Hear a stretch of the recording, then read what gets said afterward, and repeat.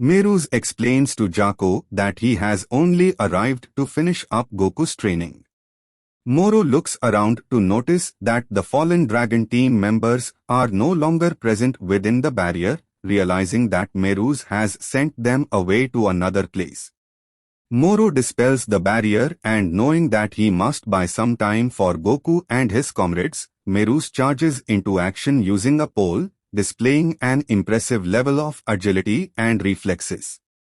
Elsewhere, Dende stands over the injured Goku and his allies while Beerus and Whis watch from above. Beerus decides to head to Bulma's place in order to get some food and Whis tags along beside him. They notice that Merus is not alongside them but state that it is no harm to leave him behind. Dende uses his healing abilities to close Goku's wounds and he is quick to ask where Moro is. After learning that he is fighting Merus, Goku quickly rushes over to the battlefield. Goku re-enters Ultra Instinct sign. Merus and Moro continue their battle, with Moro sensing that Merus is still concealing his true power. Goku arrives and urgent for Merus to not disappear, he quickly transforms into Ultra Instinct sign and goes on the offensive. However, Goku is unable to land even a single blow with Moro chastising him on why it would work this time when it failed before. Believing a final push is all that is required to trigger Goku's true Ultra Instinct, Merus summons his angel attendant's staff and decides to seal off Moro's copy abilities. Whis and Beerus sense what Merus is doing and decide to go back in order to stop him.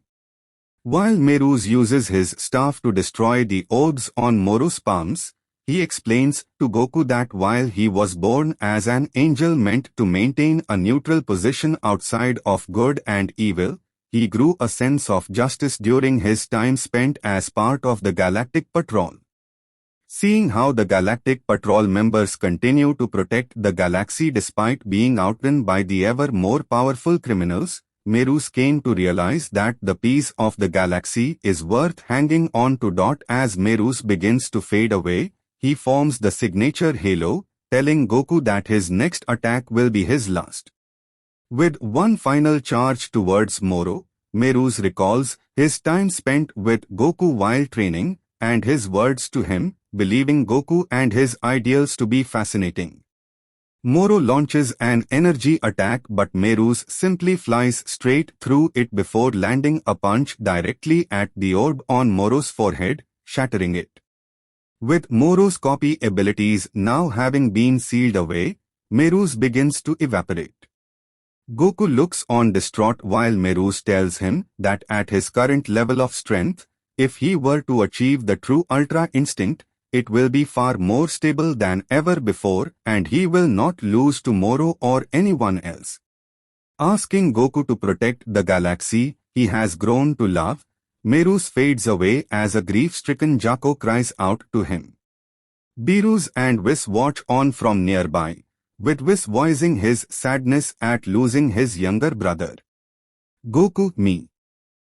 Goku tries to calm himself down, realizing that Merus' sacrifice was not merely for his benefit, but for the universe as a whole.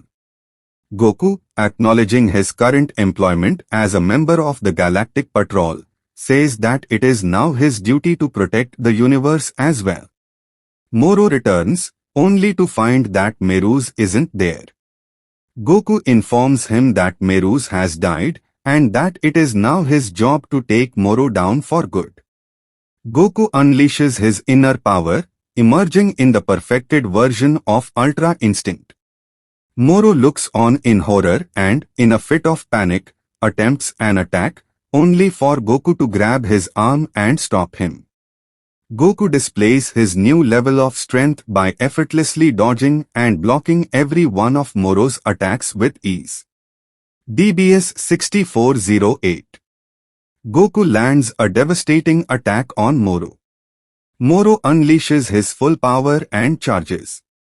However, Goku uses a God Bind to stop Moro in his tracks before lifting him into the air. Goku leaps towards Moro and lands a powerful punch to his stomach with such force that the impact sends shockwaves across the planet. Moro lands with a thud, heavily injured, and Goku tells him that it is useless to fight back now. Becoming desperate, Moro uses the planet's own energy as a means of offense, but this still proves futile as Goku kicks him into a stream of energy, severing one of his arms in the process. Moro then attempts to suck the Earth's energy dry and consume it for himself, but before he can, Goku strikes him into a nearby rock, causing a large chunk to break away from the impact and pin Moro underneath. No longer having the energy to even move, Moro weakly begs Goku to have mercy on him. Goku confirms from Jako that Moro had been previously sentenced to death and tears off his GI with the Galactic Patrol insignia on it, telling him that, from here on out, he will fight as an Earthling. Goku destroys the boulder spinning Moro with a Kiai, teleports over to the newly arrived Krillin and takes the bag of Senju beans from him. He offers to spare Moro's life if he promises to return to the galactic prison and stays there. Moro accepts and Goku tosses him a Senju. After Moro eats the bean and finds his injuries healed, Goku asks if he intends to keep his promise, but Moro instead attacks Goku, attempting to pierce his chest again. However, Moro instead breaks his arm on Goku's body. Goku calls him a coward and that he could never defeat him. He drops back down to his normal state, asking Moro if he has ever trained before. When Moro scoffs at this, saying that training is only for weaklings, Goku says that it is a pity, as he could have grown stronger through training than he ever did by eating planets and would have loved the opportunity to fight him again.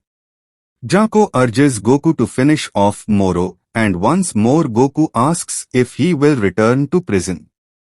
Moro spots his previously severed arm behind Goku and vows to continue devouring planets until all of Universe 7 is left barren, causing Goku to tap back into autonomous Ultra Instinct to finish him. Moro summons his arm back towards him and attaches it, gaining Meru's power and abilities, and takes on an angelic form.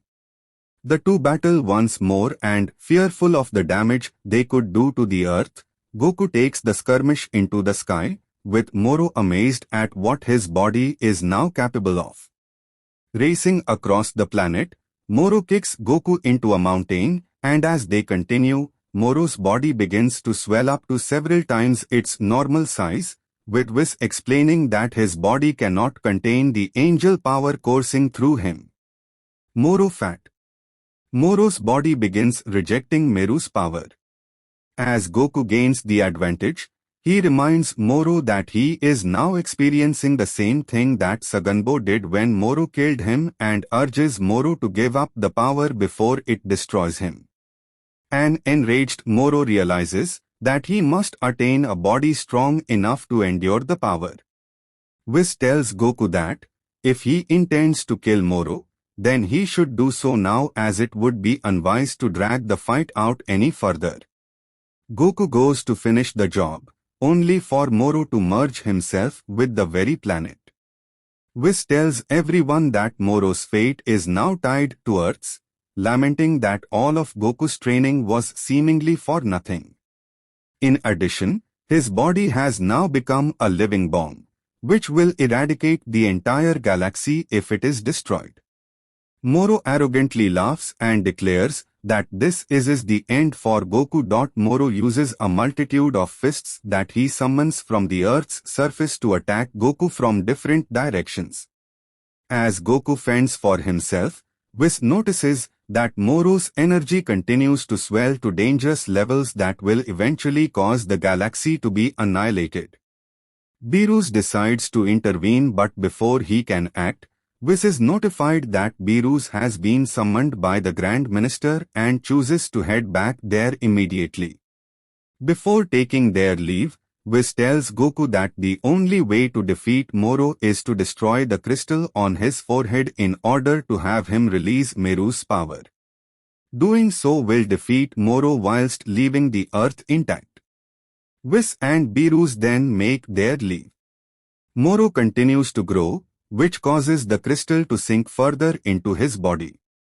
Vegeta returns to the fight. Suddenly, Vegeta arrives in his Super Saiyan God SS evolved state and, using his forced spirit fission technique, punches away at the ground in order to cause Moro to deflate. With a set certain amount of time before becoming exhausted, Goku charges in but falls short of Moro's forehead and is entangled by Moro. Goku curses himself, wondering if he lacks enough god power. This gives Jaco an idea, and he takes off towards the lookout where he asks for Buu. Goku, with his power drained, drops back into his base form just as his allies arrive beside Vegeta. Piccolo asks if Vegeta is capable of using his forced spirit fission in reverse by gathering up energy and giving it to Goku. Confirming that he can, the Dragon team give their energy to Vegeta. Piccolo contacts Dende and asks him to gather energy from all. Goku, though only enough to achieve Super Saiyan Blue, which isn't enough to allow him to reach the crystal. Goku Susanoo. Goku's energy manifested into a giant avatar. As the others begin to lose all hope, Moro goes insane due to the power within him overwhelming what little remains of his mind as he begins to self-destruct. As they plan to rescue Goku, they suddenly notice an enormous ball of god power approaching. The power comes from a young boy in a small village, Yuyubi, who is able to send his energy thanks to assistance from the Grand Supreme Kai, who has reappeared once more through Buu. Vegeta passes on the energy to Goku one last time, but this time, it proves enough to not only allow Goku to reawaken his autonomous Ultra Instinct, but also manifest a ethereal avatar made entirely of energy in the shape of Goku that is even larger than Moro. This avatar overpowers Moro, and the physical body of Goku leaps out of it. With a single mighty punch, he shatters the crystal. Moro's body crumbles before he is consumed by a massive explosion. Yuyubi Moro Arc. Yuyubi lends Goku part of his energy. As the dust settles, Goku turns towards his friends to give a happy thumbs up, celebrating their apparent victory.